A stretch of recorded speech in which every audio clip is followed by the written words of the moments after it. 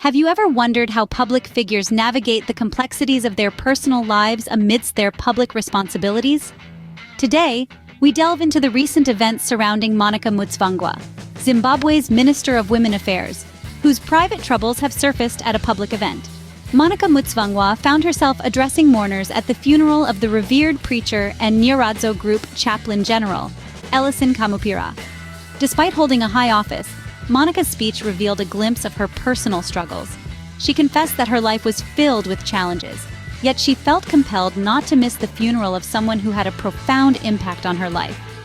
Monica was abroad when Reverend Kamupira passed away and only returned to Zimbabwe the day before the funeral. This situation underscores the delicate balance public figures must maintain between their personal and public lives. Adding to her distress, Monica's son Neville faced legal troubles, having been arrested and charged with illegal foreign currency trading and using Starlink, which is currently unlicensed in Zimbabwe. Despite his claims of innocence, Neville was denied bail and remains in custody, awaiting a court hearing set for the end of May. His father, Chris Mutsvangwa, alleges that these charges are part of a broader political persecution, aimed at destabilizing their family due to their close ties with President Emmerson Mnangagwa. These events highlight a tumultuous period for the Mutsvangwa family, intertwining personal grief with legal and political battles.